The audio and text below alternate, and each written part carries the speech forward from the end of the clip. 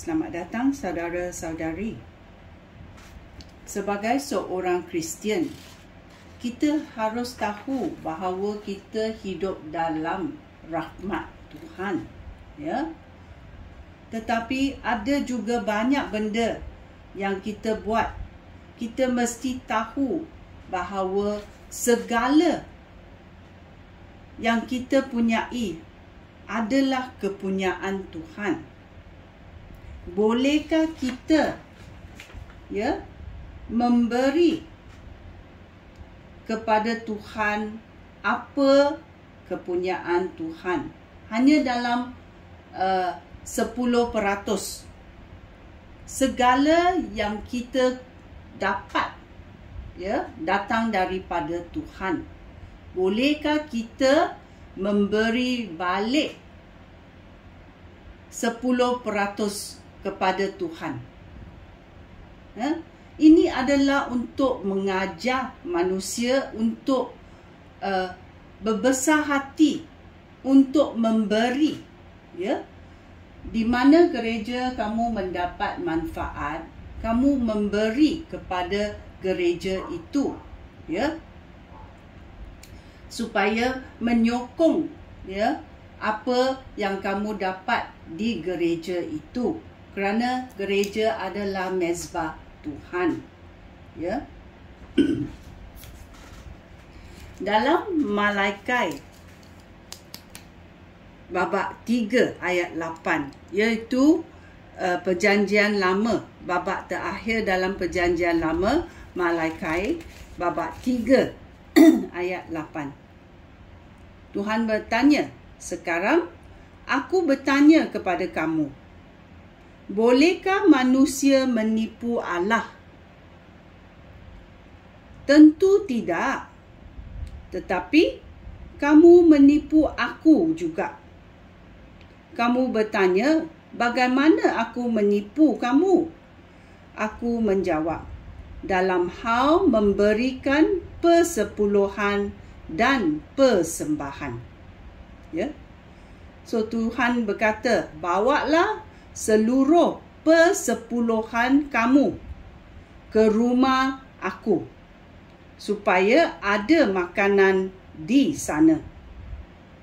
Ujilah aku, maka kamu akan nampak.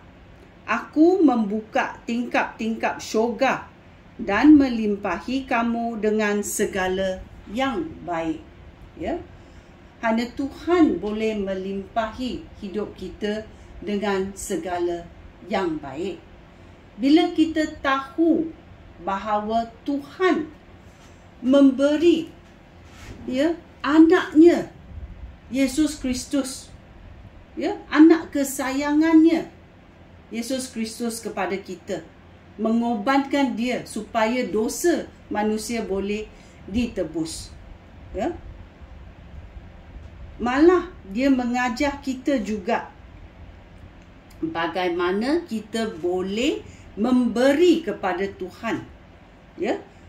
Walaupun segala kepunyaan Tuhan, Tuhan mahu mengajar kita bagaimana kita boleh memberi sebahagian yang sepatutnya kepunyaan Tuhan kepada mezbah Tuhan, gereja Tuhan. So Tuhan mengajar kita berkongsi bagaimana memberi. Ini adalah tabiat seseorang Kristian. Bila Tuhan menyuruh kamu memberi, dia adalah menyuruh kamu memberi ke tempat-tempat yang tertentu, kerana kamu adalah penjaga harta dia di dunia ini. Kalau dia berkata beri ke tempat ini, kamu berilah ke tempat ini. Kalau Tuhan berkata beri ke tempat itu, kamu memberi mengikut arahan Tuhan. Dalam 1 Korintius babak 16 ayat 2 berkata, pada tiap-tiap hari Ahad, setiap orang daripada kamu haruslah menyimpan sedikit wang sesuai dengan pendapatannya. Simpanlah wang itu sehingga aku datang, supaya pada waktu itu tidak payah lagi mengumpulkannya. Ya, kalau kita tahu, ya, ada juga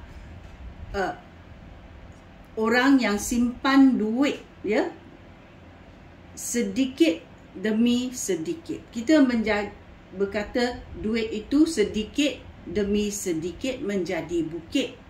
So bila kita simpan, kita budget, oh ini duit ini adalah untuk keperluan keluarga. Ini adalah untuk kita sumbangkan kepada orang miskin. Ini adalah untuk pelajaran. Ini adalah untuk kita pergi berkelah atau apa. So ada budget-budgetnya. Kalau kamu simpan, kamu tahu, ya, pada masa sesuatu itu, ya, kamu tidak payah mengeluarkan wang yang banyak kerana kamu sudah mengamalkan bagaimana budget dan menyimpan duit. Ya. So ini adalah bagaimana Tuhan mengajar kita, supaya kita tahu bagaimana memberi dalam keperluan. Okey, memberi dalam keperluan. Ini adalah satu tabiat yang kita harus belajar sebagai seorang Kristian, ya. Kerana segala apa yang kita ada adalah milik Tuhan. Kita hanya penjaga untuk Tuhan. Bila Tuhan panggil kita beri, kita beri. Okey? Sekian, terima kasih. Shalom.